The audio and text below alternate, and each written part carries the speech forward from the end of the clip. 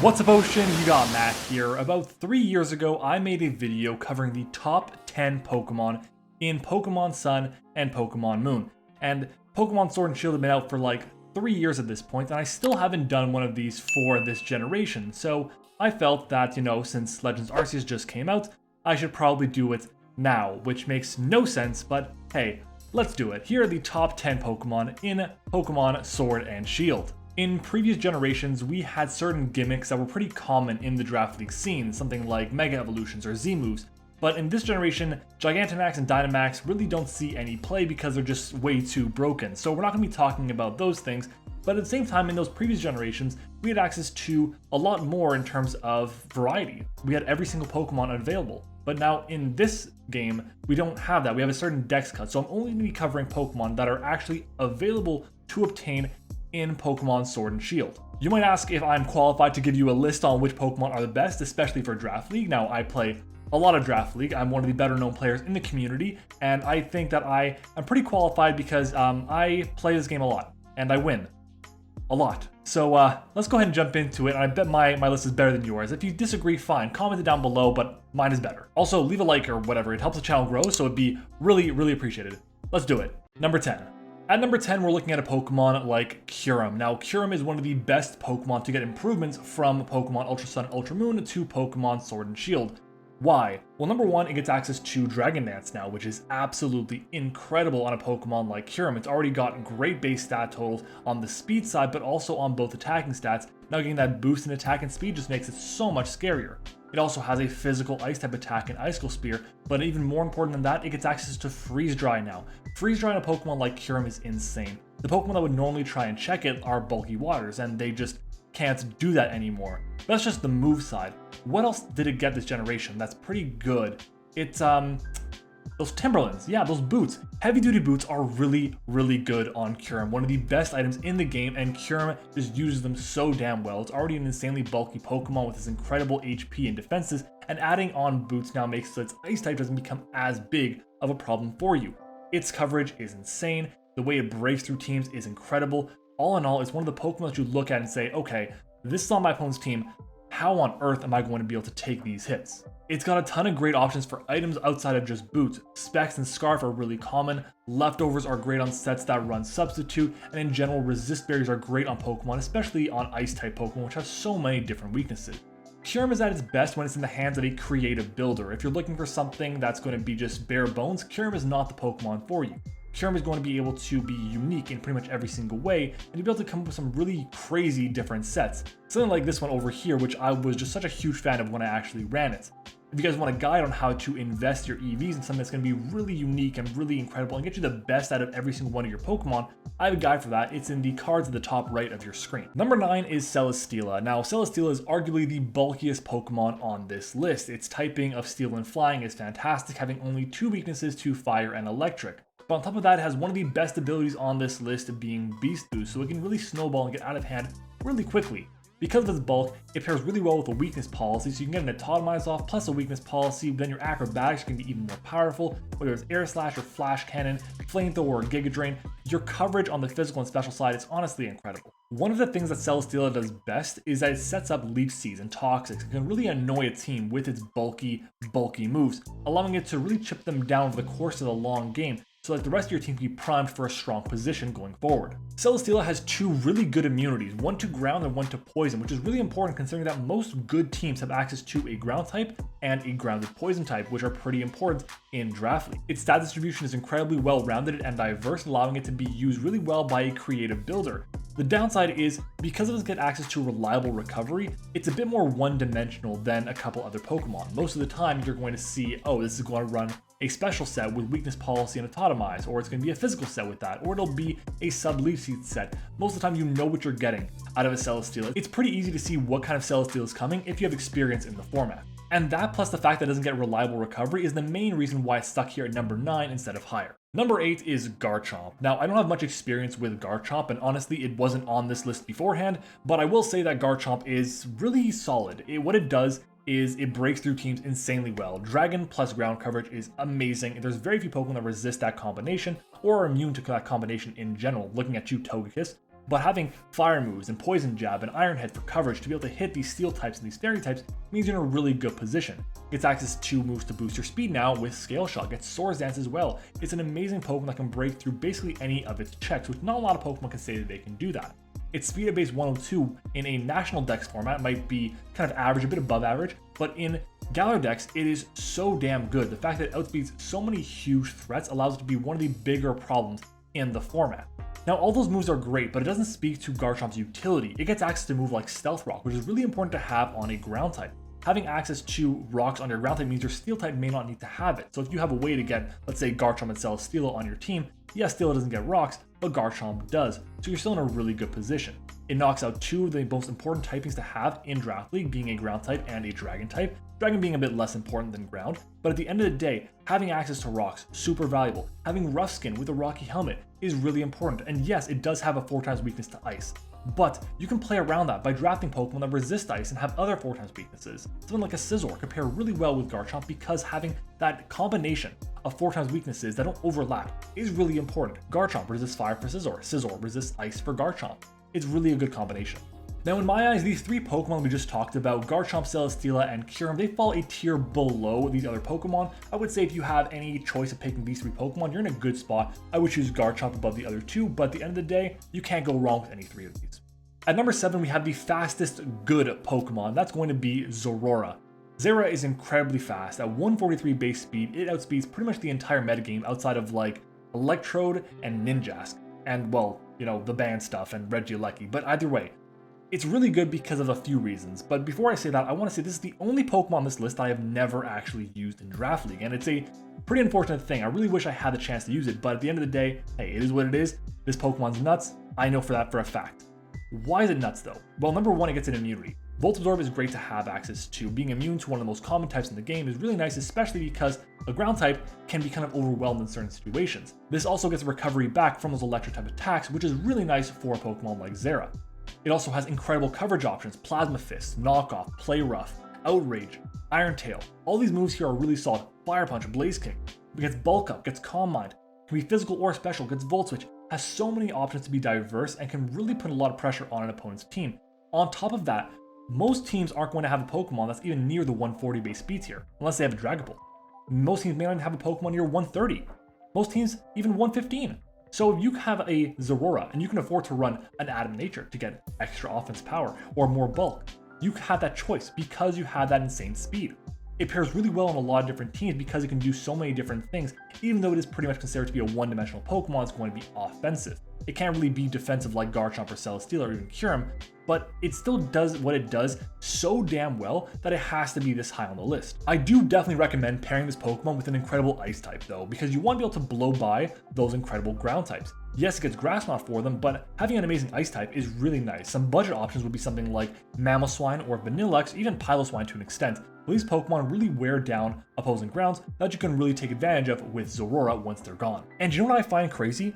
Zera isn't like universally loved by everyone, so there's a chance that even without a top 10 pick, you can actually land Zorora, which is insane to think about. Next up is going to be Zygarde. Now, Zygarde 50% with only Aura Break, no Power Construct allowed is ridiculous. It is one of my favorite Pokemon to use because it is so damn good at allowing its users to be creative. Again, it's another Pokemon with really well-rounded stat distributions. 108 HP, 121 defense, 95 special defense with solid offense at base 100, and 95 speed is really nice as well.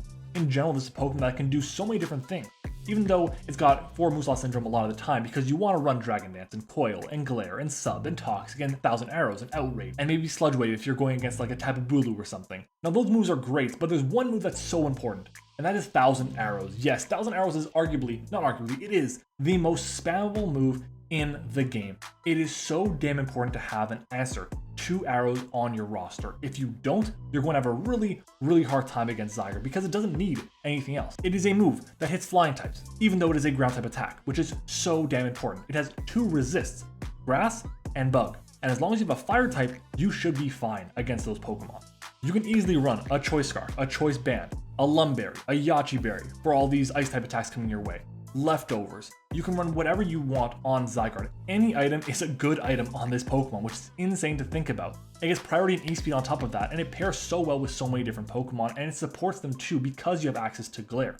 It can set up in a myriad of ways, whether it's Coil or Dragon Dance, and its bulk allows it to be a defensive check to so many different things as well. Just be really careful around it because its recovery options are kind of limited. It's like Pain Split, and that's it. So be careful, but it's a good mod nonetheless. Definitely deserving in the top 6 Pokemon. Subscribe. Number 5 is Tapu Koko, and this Pokemon is a speed demon. And you might argue that Zera is better than this thing, but I would disagree, mostly because it does what Zera can't. And that's going to be that number 1, it gets access to recovery and Roost, which is huge. But it also gets access to U-Turn and Volt Switch. It's like one of 13 or 14 Pokemon that get access to that combination, which is huge because you can then U-Turn out on ground types or Pokemon with whether it's Volt Absorb or Lightning Rod. It's really nice. Gets access to Set It moves in Calm Mind and Iron Defense. Gets access to ways to break through poison types and through ground types, whether it's Store Power or Brave Bird or even Dazzling Gleam or Grass Knot. You have these options which are really nice. It gets support in Screens and of course in Defog. It can do so much under the sun that really a Pokemon like Zera just can't do. And it's so damn hard to build around. The one downside with Tapu Koko is that it kind of hurts your team too if you don't have a really good answer to opposing electric attacks. You need to have a ground type, and then, in my opinion, a Pokemon with like Lightning Rod or Water Absorb or a secondary ground type in the back somewhere, just in case you go up against a Pokemon that really takes advantage of your terrain very well. Now, terrain did get nerfed from the previous generations, but it's still so damn strong, and it lasts for 5 turns, which doesn't seem like much, but Koko is an amazing pivot, and has so many key resistances thanks to its fairy typing, allowing it to just hit so damn hard. Now, obviously, the loss of hidden power hurts Koko a lot, probably a lot more than a lot of other Pokemon. Zygarde it's actually helped by, but Koko is still so damn strong, and I would probably pair it in the same tier as Koko, Zygarde, and Zorora. All 3 of those Pokemon are in the same tier above the previous tier that we had just covered before that. In general, these Pokemon are absolutely incredible and have very few downsides to drafting them, but if you have a top 5 pick, Koko should definitely be on your radar. At number 4, you can have this 3rd or 4th, I don't care. Tornadus Therian. This Pokemon has the best ability in the game. Period, point blank. It's like Regenerator, everything else, all the way down there. There's nothing close to Regen. It is so damn good. That's not why we're talking about Torn. Torn has amazing stats. 121 speed is really impressive. And yes, we've covered Pokemon that are a lot faster before, but I still want to mention that Torn has a lot of utility for it too, whether it's Knockoff or U-Turn, Icy Wind, Taunt, gets access to amazing coverage options. Grass Knot, Sludge Wave, Dark Pulse, Psychic, Hurricane, Heat Wave, Nasty Paw on top of that. It can do so much damage to so many different things, but the fact that it gets access to a way to reliably chip down Pokemon, get out, heal them back up, heal itself back up rather, it's so hard to break. Oh, and remember those Timberlands I was talking about with Kyurem? Yeah, Boots on Torn is also incredible. It's what takes it over the top. Because yes, one of the ways you could have gotten around Tornadus in previous generations was by clicking Stealth Rock. You can't do that anymore. Rocks are here to stay, but Torn doesn't give a shit. It is just there, with Boots coming in whenever it wants to and being immune to them, which is huge. Torn has so much utility, so much variety, and honestly, you can't go wrong. It is the only pure flying type in the game outside of, I think, Corvus Squire and the other Tornadus form, which is kind of saying something. The resistances that it has are very important, and the immunities it has are very key as well. In general, you really need to have a Pokemon that's going to have a strong Ice, Electric, or Rock attack to break through Tornadus. Now, even with all that, here's the thing. Torn's ability carries it hard. It's top 3, top 4, just with the ability. Without the ability, I don't think it scratches the top 15 or even top 20 to be honest. But hey, Torn nonetheless is absolutely incredible, so you should definitely give it a shot, especially in the top 5 of the draft. So at number 3, we have Mew. Now, this Pokemon, again, you want to put Torn instead over Mew? Fine by me. Mew is just incredible. This Pokemon does so many different things. Gets access to basically every single move in the game. Has almost perfect coverage and stat distribution. 100 across the board is really, really awesome. It's a Pokemon that can pair well with basically every single thing. Its only real weakness is the fact that it gets locked into certain situations, certain roles, pretty often on certain teams. So make sure to draft a team that allows it to be free to do whatever it wants. It's an amazing setup sweeper with Dragon Dance or Calm Mind or Nasty Plot or even Cosmic Power. It gets access to amazing support moves, Taunt, Softball, Defog, Screens, all the status options. It's just an amazing Pokemon all around that can do it all. Its typing is decent. I mean, it's only weak to 2 types, or 3 types rather, in Bug, Dark, and Ghost. It resists 2 types in Psychic and Fighting, but because of its amazing stat distribution, it can take so many different resisted hits and even neutral hits pretty consistently. Oh, and an Assault Vest Mew is really good because you're so bulky you can take the non-stab U-turn or non-stab knockoff or foul play or shadow ball or whatever. Get an agility up, weakness policy pops off, and store power sweep through your opponent's entire team. It gets priority in Vacuum Wave, but arguably the best Mew set is a Stall Breaker set with Taunt, Roost, Knockoff, and then probably any other move you want. Whether it's Spikes or Will-O-Wisp or Toxic or whatever, it's just so damn strong. It can carry pretty much any item in the game because it just uses them so damn well. In general, Mew has so many different roles it can fill, and in the hands of a creative builder, the sky is the absolute limit. And honestly, if you're looking at the best players, I would argue that they would do better with a Mew rather than any of the top 2 Pokemon on the list. But for the average player, you're looking at something like the other 2 because they just click buttons and just win games. Compared to Mew, which requires a little bit more thought and a little bit more experience to use perfectly. Now looking at the tiers again, I've been saying it all video, but the first 3 were in one tier, the next 3 were in another tier. These past 2, Torn and Mew, they're in their own tier. These Pokemon are really good and can do pretty much anything they want and honestly are super impressive. So if you want to draft Torn before Mew, go for it. You're not making a mistake because these Pokemon pair so well with so many different things, but in general, Mew to me, number 3 is the place to be. Moving on to number 2 and number 1, I had a script and I just didn't write number 2 and number 1 or my outro, so we're flying solo on this, but let's go ahead and jump into it. Number 2 is Urshifu Single Strike. This thing is insane. I am the Urshifu king. I have drafted Urshifu Single Strike and Rapid Strike so many different times, and I've used them so damn well going to the finals and winning with these Pokemon. But why is it only number 2? Well, they're good, don't get me wrong. Their speed is really nice at 97, which in the previous metagame, in a National Dex format, might be below average. But in a Galar Dex format, it is so damn hard to switch in on this thing. It gets access to Wicked Blow, one of the most broken moves in the game. We were talking about how 1000 Arrows is a move that has no downside. Wicked Blow has no downside. It crits all the time. It's 80 base power, stab, dark move. Dark moves are so damn good offensively, and the only Pokemon that resist it are taking damage, big damage, from close combat outside of Fairy types. And that's why we have access to Iron Head or Poison Jab or U-turn to get a more favorable matchup. The downside with Urshifu is that its coverage, while it's good, it's kind of locked into clicking the same couple moves all the time. You want to have Wicked Blow and Close Combat or Drain Punch. You want to have access to U-turn. You want to have one of your 2 ways to hit Fairy types. But what else? You want Sucker Punch, you want Bulk Up, Sub, you want the coverage it gets, Elemental Punches, Rock Slide. There's really a lot of moves that Urshifu wants to run that it just can't because there's so many good moves that it has. These 4 moves that it has are just run so damn consistently. Its stat distribution is solid. Its weakness is in its special defense, but it does have really good HP and really good physical bulk, so you can take some hits.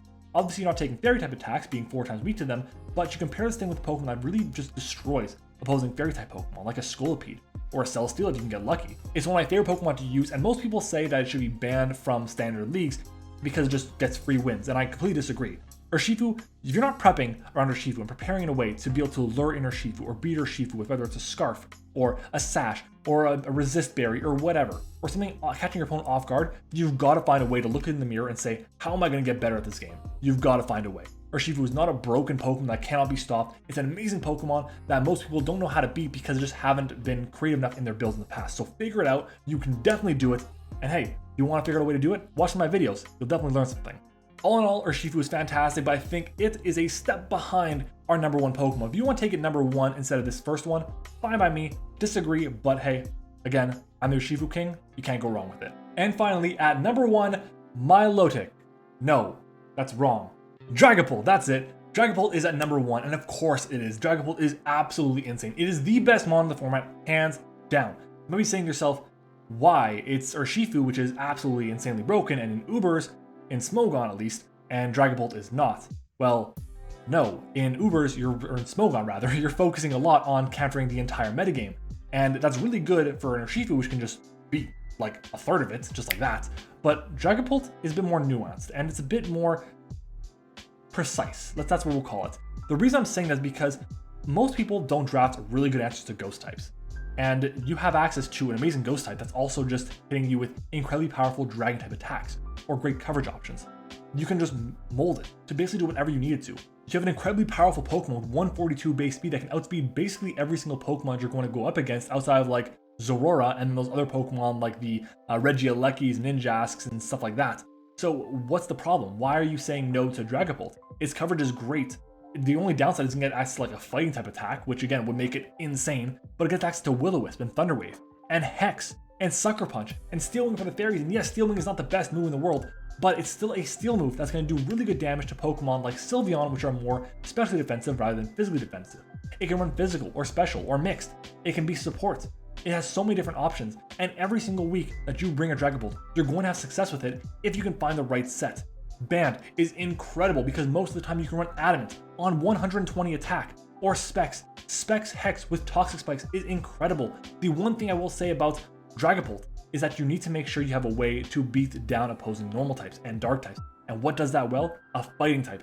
Get a good fighting type. Oh my god, the amount of times I see people draft Dragapult and don't get a good fighting type and then say this Pokemon is not broken is because they're not pairing it with a good combination. Figure it out. Combine it with Pokemon that are going to help it succeed, and you will do amazing with it. Dragapult is awesome. Dragapult, Urshifu, Mew. These three Pokemon, I have a guide on my channel already on how to use them in depth for both Smogon and for Draft League. If you want to see them, they're in the cards and in the description below, so make sure to check them out. But guys, that's it. That is my top 10 Pokemon for the Pokemon Sword and Shield metagame as of 2.5 years into the metagame. But guys, if you enjoyed the video, leave a like. Comment your top 10 below and I'll tell you why you're wrong and I'm right. If you want to see more content like this, then make sure to leave a like and let me know that you want to see more. It's pretty important. If we can get to like, let's say 50 likes on this, I will definitely bring you more top 10s. But that's going to be it, guys. Make sure to follow me on Twitter as well. The link is down in the description. Thank you for watching. Hope you enjoyed it and I will see you all next time.